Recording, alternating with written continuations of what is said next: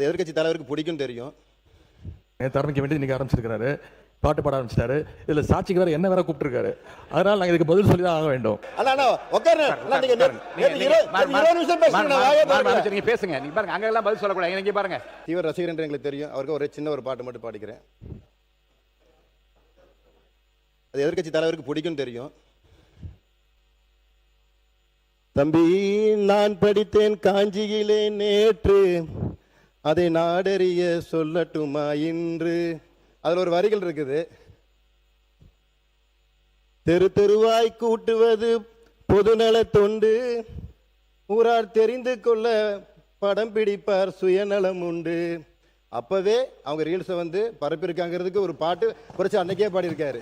அது மட்டும் இல்லாம மக்கள் நலம் என்றே சொல்லுவார், தன் மக்கள் நலம் ஒன்றினை தான் மனதில் கொள்ளுவார். மக்களுக்காக கிள்ளி கொடுத்து தன் மக்களுக்காக அள்ளி கொடுத்ததை தான் அன்னைக்கு புரட்சித் தலைவர் அன்னைக்கே பாடி இருக்கிறாரு. எந்த மக்களுக்காக அவங்க வேலை செஞ்சாங்கிறது புரட்சித் தலைவர் அன்னைக்கே பாட்டில் சொல்லியிருக்காரு. தெரிந்து கொண்டு எப்பொழுதுமே இல்ல வர வர வர வர வர அல்ல ஐயா ஐயா முதல்வரை சொல்லிடுறேன். இல்ல விளக்கம் சொல்லிடுறேன். பாட்டு தாங்க புரட்சித் தலைவர் பாட்டு தாங்க பாடி இருக்கிறேன். புரட்சித் தலைவர் பாட்டு தாங்க பாடி இருக்கிறேன். நீங்க 4 பேர் அப்படியே உட்காருங்க. நீங்க உட்காருங்க. இல்ல அவை முன்னவர் மாண்பு பேரவைத் தலைவர் அவர்களே, நீங்க அமைச்சர் இருங்க, அவர் பேசுறாரு. அவை முன்னவர் நீங்க இருங்க.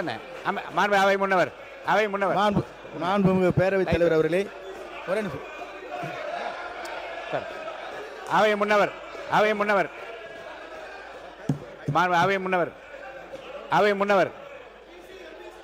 மாண்பு பேரவைத் தலைவர்களே,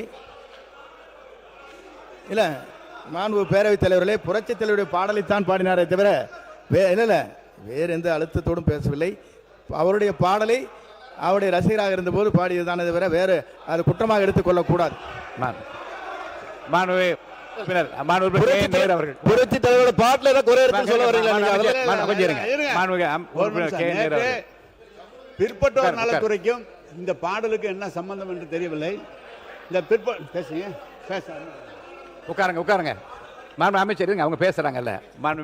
பேரவைத் தலைவர்களே, அமைச்சர்கள் பதில் சொல்ல ஆரம்பிச்சிட்டாரு. நேற்றே சொல்லியிருக்க வேண்டிய பதில் இன்னைக்கு தான் ஆரம்பிச்சிருக்காரு. நேற்று ஆரம்பிக்க வேண்டியது இன்னைக்கு ஆரம்பிச்சிருக்காரு, பாட்டு பாட ஆரம்பிச்சிட்டாரு. இதுல சாட்சிக்கு வேற என்ன வேற கூப்பிட்டுருக்காரு. அதனால நாங்க இதுக்கு பதில் சொல்லி தான் ஆக வேண்டும். இது நீங்க அலோவ் பண்ணி தான் ஆக வேண்டும். சப்ஜெக்ட்டுக்கு வந்துருங்க.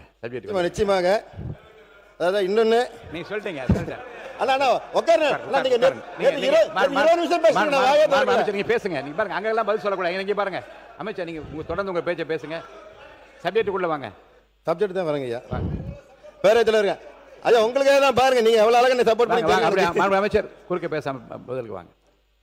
அப்புறம் கிளைமேக்ஸ் முன்னாடியே சொல்லிட்டீங்கன்னு சொன்னாங்க. நகைச்சுவைக்கு தான் சொல்றேன், தப்பால இல்ல.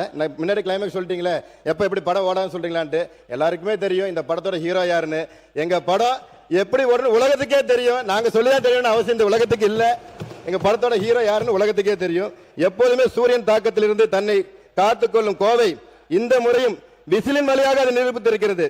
10 தொகுதியில் 6 தொகுதியில் வெற்றி வாரி வழங்கிய கோவை மக்களுக்கு நெஞ்சார்ந்த நன்றியை தெரிவித்துக் கொள்கின்றேன்.